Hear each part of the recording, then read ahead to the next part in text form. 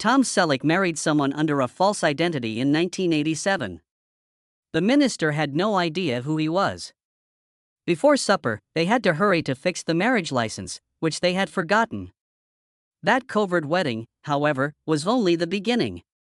A helicopter death on site, a water theft scandal, and a son who became addicted. Tom said on live TV that he might lose everything by 2025.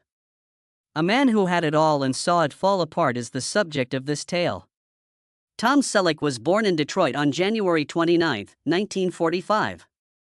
Robert, his father, was a real estate investor, while Martha, his mother, stayed at home to care for the family. Tom, the second kid, was working on B-29 bombers during World War II while Robert was also in the service. A year earlier in 1944, his older brother Bob had come, and two more siblings, Martha and Daniel, eventually joined. At that time, they were residents of Detroit, a noisy, factory-filled metropolis. Tom's early years, however, would shortly undergo a radical transformation.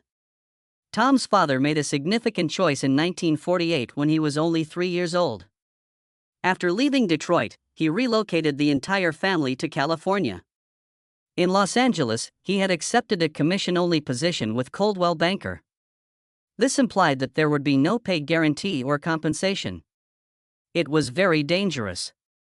The majority of Sherman Oaks was still farmland when they moved there. In the end, Robert's investment paid off since he thought California offered more opportunities. By 1960, he was earning commissions of $70,000 a year, about the same amount as the president. However, Tom found it difficult to grow up in California.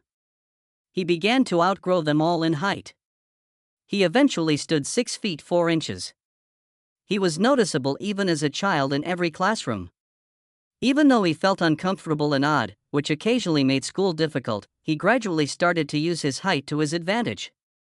He became a standout player after joining Grant High School's basketball team.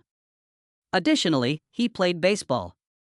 He was able to get up thanks to his body, coordination, and concentration. It didn't mean life was easy, either. It all could have ended when Tom was 17 years old. He and two of his friends were driving down Mulholland Drive's treacherous turns. After losing control, the vehicle flew into the air and crashed. It was a red Chevy Corvette owned by his mother. It was such a severe accident that it became the first story in his memoir, You Never Know, published in 2024. They made it out alive, but it permanently altered Tom. It caused him to become more cautious and considerate. He was always reminded of his near-death experience. Despite his eventual success, Robert's early years in California were difficult. Financial difficulties plagued the household. So Tom went to work. He secured a part-time position at a clothes store while still in high school. After he began taking acting classes, he continued to work there. Additionally, he picked Valley Junior College since it allowed him to save money and live at home. He returned to the business after losing the chance to participate in the acting program at 20th Century Fox. He was never beneath his work. He fulfilled his obligation. He had always wanted to go to USC, but initially he was not awarded a scholarship. Because he so desperately wanted USC, he declined a full basketball scholarship to Montana State. Thus, he first worked, saved, and enrolled in Valley College. He eventually gained admission at USC in 1965. Despite being a member of the basketball team, he only managed to score 4 points in 7 games. In 3 games the following season, he scored 0 points. According to the team, he needed stronger defense but was speedy. He quickly lost interest in athletics. He got part-time work while pursuing a business degree. As a school representative for United Airlines, he was coerced into playing the dating game by his Sigma Chi fraternity friends in 1965 and 1967. He was defeated both times. Even though it was embarrassing, it somehow led to a breakthrough. After noticing him, a casting agent offered him the opportunity to try out for a Pepsi commercial. He had the part. He just needed to dunk a basketball on video. He became ill during the shoot because he drank so much Pepsi. However, the $1,000 from that advertisement was the direct result of his 20th Century Fox offer. Then everything was altered by the Vietnam War. Tom was notified of his draft in 1967. Instead, he enlisted in the 160th Infantry of the California National Guard. From 1967 until 1973, he was in office for 6 years. He trained at the California Military Academy, advanced to sergeant, and then became a second lieutenant. He also responded to the Los Angeles Watts riots at one point. The price, however, was high. Fox left him while he served. Even when he was auditioning, he kept his uniform in the trunk of his car, ready to go at any time. He studied acting again under Milton Katselas at the Beverly Hills Playhouse. It was fierce. Katselas was a harsh instructor. According to some, it was more like a cult than a school. Every time he entered, the pupils were required to rise and applaud. He pushed and yelled. He advised actors who wanted to feel angry to rip out their own hair. Some referred to him as abusive. Some referred to him as brilliant. However, Tom persisted. He went through all of it. Despite the fact that he never became a member of Scientology, many believed Cat Seals was recruiting through the class. During college, Tom modeled for Salem cigarettes to earn money. His svelte figure and lofty stature made him ideal for advertisements. He made more money from those cigarette ads than from his job at United Airlines. However, those previous advertisements came back to bother him after he became well known for Magnum PI. He was asked by reporters why he had encouraged smoking. Those were queries he detested. He did not wish to be known as a cigarette salesman to teenagers. He tried to get away from it in silence. He was plagued by the dating game from 1965 to 1967. After losing twice on national television, he began to doubt everything. His statement to AARP was that it was the most embarrassing thing he had ever done. His appearance didn't assist him. He failed at his charm. He began to feel unwelcome on the television. Compared to the first loss, the second one hurt more. For years, that memory lingered in his mind. He was cast in the defense film Judd for the Defense in 1969. It was a significant pause. And then a ridiculous thing occurred. Due of his height, he was let go from another show. He was 6 feet 4 inches and made the other performers appear small. When shooting scenes with him, directors were at a loss. He was even warned that his height was an issue by one agent. Consider getting fired because of your height. That was heartbreaking. In order to continue playing the game, he had to accept bit parts for years. He starred in 6 Rockford Files episodes from 1974 and 1979.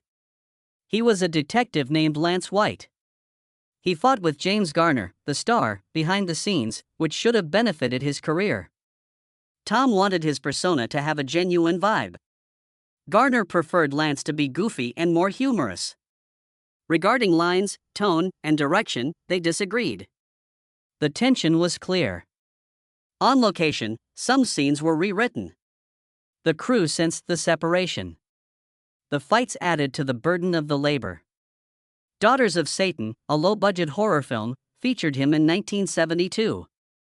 In the Philippines, it was filmed. It was a dangerous set. During a fire sequence, the special effects were unsuccessful. The actual flames were uncomfortably close. Tom was slightly burned. His hair had been burned. Even the crew's communication was inadequate. They had to finish the film despite the linguistic barrier. Nobody discussed what actually occurred. The studio concealed it. Tom had no choice but to continue despite his fear. Charlie's Angels provided him a limited opportunity in 1976. He was sacked from his role as a boyfriend after just one episode. Tom's height, according to Leonard Goldberg, made the Angels appear excessively little. According to them, there was no chemistry. The program became a success. Meanwhile, Tom went back to doing ads. He only had one suit because he was so broke, and he wore it to every audition. A soap opera director named Robert Selleck claimed that Tom wore the same outfit both on and off camera. Tom Selleck came dangerously close to leaving the part that made him famous. He detested Magnum PI's initial script when he first read it. It was not the astute, humorous figure we are familiar with now. Magnum was initially a cartoon representation of James Bond. He owned a hanged glider equipped with machine guns, a nasty dog, and a mansion perched on rocks beside the sea. Selleck, who had participated in 6 unsuccessful pilots, turned to the producers and declared, "I don't want to play what I look like." This seemed to be his final attempt. However, he was not going to pretend. Donald Belisario listened to him when he said, "I want a character with humor, not just action." He completely reworked it once filming had begun. The alteration preserved the show in Selleck's career, but it caused CBS anxiety and production delays. Tom met a woman who completely transformed his life in 1984, when he was still married to Jacqueline Ray. She was a British actress who danced in the West End production of Cats and went by Gilly Mack. Tom developed an obsession with the program. And he returned again and again. It struck his co-star Jane Seymour as odd. "I didn't understand why he returned 12 times, she stated, adding that she loves cats. Tabloids were raging at the time. Affair-related rumors circulated. In an attempt to prove something, people followed her and followed him. Gilly was completely unaware of Tom's identity. 3 months prior, someone had stolen her TV. She had never seen Magnum P.I., but they would have quiet dinners after the performances. Despite Tom's 1982 divorce from Jacqueline, some continued to wonder if Jill had anything to do with it. For years, they were followed by that shadow. It was in 1980, just before Magnum really took off, when Tom almost played Indiana Jones. George Lucas and Steven Spielberg had selected him. His chemistry with Sha Young at the audition was adored by them. But something was wrong. CBS had already signed Tom. Spielberg heard the truth from him. CBS was unwilling to let him go. CBS's Bob Daly Alley was uncompromising. No film. The irony struck then. The 1980 Screen Actors Guild strike put a 6-month halt to Magnum's production. He had the opportunity to shoot Raiders of the Lost Ark via that very window. Tom chose to wait in Hawaii instead. Harrison Ford, meanwhile, stepped into the position and rose to fame. It may have cost Tom more than $100 million, but he subsequently stated, "I didn't see myself as a victim, but I wasn't happy about it." A catastrophe occurred on set that same year. Camera operator Robert Vanderkar, 33, died in a helicopter crash while filming. Robert Sanders, the pilot, was severely hurt but managed to survive. They had been off the shore of Oahu recording a standard ocean scene. In an attempt to save Vanderkar, Sanders repeatedly dove when the helicopter went down. He never got out. Tom felt devastated. He called for reform. He and Universal Studios had a safety dispute. He requested enough briefings, backup helicopters, and additional coordinators. Studios believed the price was too high. It's lives we're talking about. Tom's stance ultimately compelled reforms in the business. The final edition of the show was watched by nearly 50 million viewers by May 1, 1988, but behind the scenes, it was a war. It was canceled early by CBS. In Season 7, they made an attempt to murder Magnum. He was shot, lapsed into a coma, and was seen going toward the light in the final scene. However, fans were incensed. For Season 8, CBS had to bring him back. They lost millions in the process. The cost of each episode has skyrocketed to $1.2 million. They requested that Tom eliminate helicopters, use less expensive actors, and shorten location shoots. "No," he said. "It would ruin the show," he remarked. It became a never-ending battle. Tom wasn't merely acting in Magnum. He guarded it. Tom played the lead role in 3 Men and a Baby in 1987. $167 million was earned. But an odd thing occurred. In one scene, a boy standing motionless was seen by onlookers beyond the curtains. There were rumors that the apartment was haunted. A boy had reportedly died there. The myth spread. Tom gave an explanation on The Tonight Show years later. It was a cutout of Ted Danson made of cardboard that had been removed from a scene. The film was not shot in an actual apartment, but rather on a soundstage in Toronto. People still adored the ghost story, though. Disney didn't ever address the rumor. Some claimed that it increased VHS tape sales. Quigley Down Under was shot by Tom in the arid Australian outback in 1990.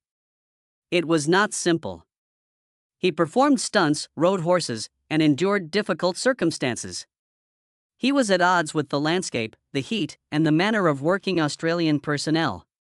Although the film didn't go well, Roger Ebert thought he did a good job. It had trouble recouping its expenses. It was one of his proudest roles, though, according to Tom. Tom was once more on the list in 1989 when Batman came out. So were Charlie Sheen, Kevin Costner, and Mel Gibson. Michael Keaton understood. Fans initially detested that decision. The film made $411 million, despite Warner Brothers receiving 50,000 protest letters. Superhero movies were permanently altered by it. Tom declined as he was still bound to Magnum and comic book movies weren't popular at the time. He then acknowledged his regret. Mr. Baseball debuted in 1992. As a waning Yankees star, Tom was moved to Japan. Although humorous, it was awkward. Conflicts between Japanese and American baseball cultures were depicted in the film. Tom put in a lot of practice, and the film was used as a teaching aid for actual players traveling to Japan. It did not do well at the box office. Some said it was disorganized. Following years of hits, it was his first significant miss. Then appeared and disappeared in 1997. For a whole 12 seconds, Tom kissed Kevin Kline on screen. Fans were taken aback by that one time. He has contributed to Republican candidates and served on the NRA board. People questioned whether his beliefs and the role conflicted. Playing the role, he was an actor who claimed, "I make faces in front of a camera. That doesn't make me Solomon." Although the kiss made news, it also paved the way for additional LGBTQ+ characters to have prominent roles in mainstream movies. Tom appeared in 10 episodes of Friends between 1995 and 2000 as Monica's older lover. He found Chandler's caustic tone problematic on set. He constantly requesting assistance from Matthew Perry. Perry's attempt to mimic Tom's mustache caused the audience to erupt. When Tom's character later made a joke about it, the cast erupted in laughter, saying, "Nice mustache." When puberty hits, it'll kick in. Tom attempted a major TV comeback in 1998 with The Closer. It was unsuccessful. They only broadcast 10 episodes. The ratings weren't very good. Critics weren't happy with it. Tom felt devastated. He retired to his 63-acre ranch for a whole year. He claimed to have learned about failure and perseverance from it. Next up was Jesse Stone. Based on the works of Robert B. Parker, he starred in 9 television movies between 2005 and 2015. He even began contributing to the later ones. Despite being well-liked by older audiences and outperforming network shows in terms of ratings, they were severely criticized for copying. According to another author, Tom stole his ideas. They reached a covert agreement. There was no public discussion of it. Until 2015, the films continued. Tom was on Boston Legal in 2006. His real-life NRA involvement conflicted with the show's leftist ensemble, but it should have been easy. Scripts made fun of gun control. Tensions increased. During table readings, cast members questioned his opinions. Later on, Tom stated that it was one of the reasons he resigned from the NRA board in 2018. His performance in I Countdown to D-Day, 2004, received accolades. It was shot in New Zealand. The days lasted 18 hours apiece. He almost lost his marriage to Jill Mack as a result of the intense pressure. He claimed that the filming had exhausted him both physically and emotionally. Being Eisenhower was more than just a role, it permeated his everyday existence. Tom starred in Blue Bloods as Frank Reagan from 2010 to 2024. His earnings per episode were $200,000, making him the highest-paid actor. To save the show, however, CBS urged the actors to accept a 25% wage cut in 2023. "Yes," Tom said. he lost $1.2 million. The show was still canceled. He claimed to be irritated. He urged CBS to think again. In 2024, the finale was broadcast on December 13th. He read a poem. Stars and staff wept, but CBS refused to back down. During a stunt in 2015, Tom hurt his knee. Pain for years resulted from it. He underwent knee replacements in 2025. Pictures reveal long scars. He required a truck for support because he had trouble walking. He continued even though he needed assistance to perform easy scenes. It was he who came up with the Blue-Blooded's family meal scenes. He desired for them to have a genuine, familial vibe. But he had arguments with authors behind the scenes. Some storylines were too woke, he claimed. The actors used strategies to avoid eating. When Vanessa Ray was first learning, she ate 17 rolls. His was buttered by Tom. In 2020, filming ceased when CO struck. On his ranch, Tom remained. 75 was his age. Everything began to weigh heavily on him. Aging, suffering, and terror. He acknowledged his depression in You Never Know, his memoir published in 2024. The arthritis was becoming worse. He required assistance getting around. Every shoot became a battle. But he was there. Jaqueline Ray, a model who supported Tom Selleck when no one recognized his name, married him in 1971. During his most difficult years, when acting gigs were scarce and finances were short, she provided him with support. For over a decade, she had faith in him. That changed, however, when Magnum PI made him famous in the early 1980s. Temptations and fame came quickly. When they were filming in Hawaii, Jacqueline began to watch him on TV with local ladies. Then it dawned on her. The man she had loved and stood with through it all was disappearing. He fell in love with the island lifestyle and the attention, according to friends. She believed she had been deceived. Despite all of her sacrifices, she only received 3 years of support, a car, and the house after their 1982 divorce. It was that. Tom was married again, this time in secret, in 1987, only 5 years later. Since 1983, he had been enamored with a British dancer named Gilly Mack, who was 25 years old, and had seen her in Cats numerous times. Using fictitious names, they were married on August 7, 1987, near Lake Tahoe. Tom transformed as Tom Jenkins, while Jill utilized Susie Mark. The minister was duped right up until the very last second. They had to send someone sprinting to Reno to fix the marriage license before supper since they had forgotten it. It was just family. For privacy, there was only Polaroid cameras and no media. Nevertheless, the couple had problems despite the secrecy. At first, it was nearly destroyed by Tom's workaholic tendencies. Counseling was even necessary for them. Their daughter, Hannah, was born in 1988. In Ventura County, on Tom's 63-acre avocado ranch, she was born. It initially appeared to be a fantasy life. The remoteness of the property, however, made things more difficult, Tom subsequently acknowledged.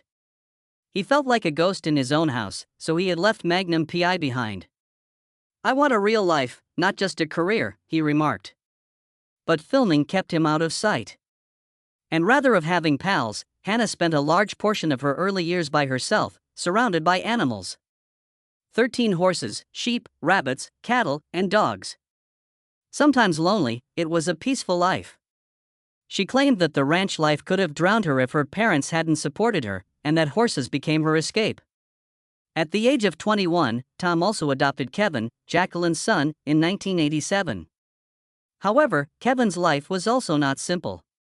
His mother considered enrolling him in a boarding school when he was only 15.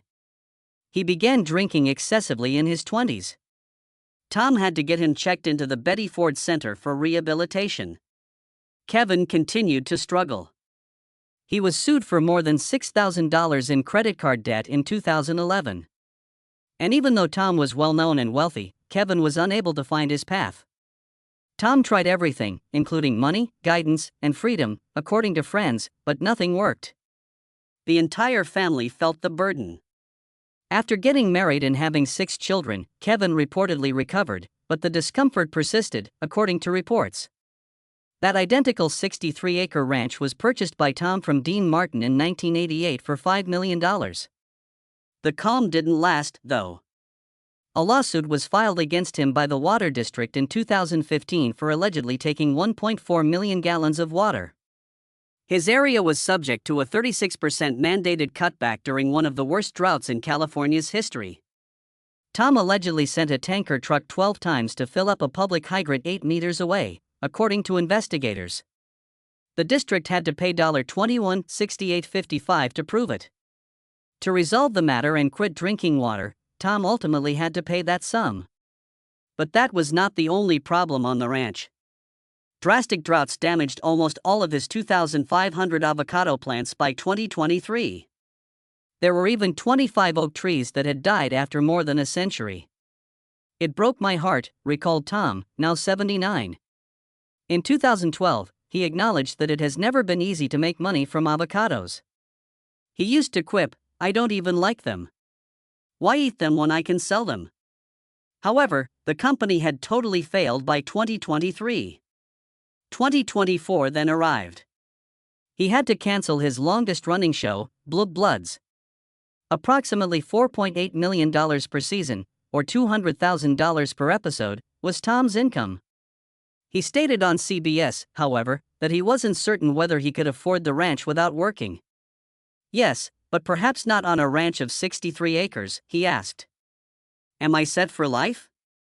In the 2000s, he took out debts totaling $15 to $16 million, although the ranch was now worth $12 million. No one was aware of the remaining balance.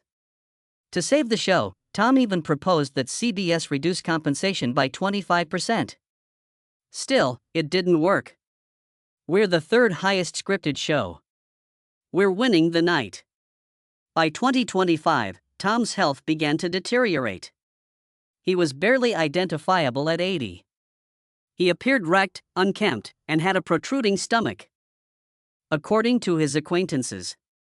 On an ATV, he had once flown over his property to inspect wildflowers and perform manual labor. He was hardly able to move now, though. In 2024, he had bilateral knee surgery for arthritis, and the scars from the procedure were apparent down both legs. Depression exacerbated the constant hunger caused by the drugs, particularly prednisone.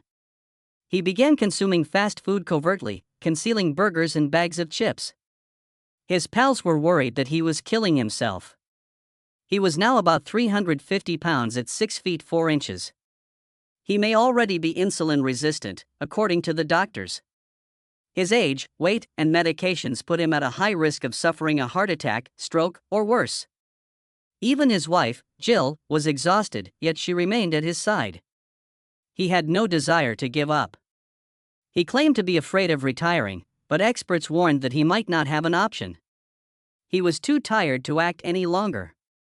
But he continued to cling on. He co-wrote the memoir You Never Know with Ellis Henkin, which was published in May 2024. Overnight, it became a bestseller. It was 320 pages of him telling everything. Childhood tales, Mae West parties, rejected jobs, the ways in which fame altered him, regrets, and things he didn't accomplish. He was at his most candid. Boston Blue, a 2025 Blue Blood spin-off centered on Donnie Wahlberg, was an attempt by CBS to continue the tradition. Tom desired to take part. "Please," he said. He applied pressure. However, insiders indicated he might be stopped by his health. Even walking was difficult for him. None on his team spoke. Given the proximity of Boston and New York, Wahlberg hinted that cameos might be included. However, everyone knew it would be difficult. People in Tom's immediate vicinity thought he might ultimately retire by 2026. Despite his desire to avoid it, his body was shutting down. He needed to work on his brain. His spirit required direction. His weight, his heart, and his knees, however, were all wailing for rest. What had once brought him comfort now felt like a burden, that ranch. His concern was of losing it. "I need to keep working enough to hold on to the place." However, time was passing quickly. His friends warned that he would soon vanish into that ranch. Tom, his wife, and their memories owned 63 acres of quiet, far from Hollywood and cameras.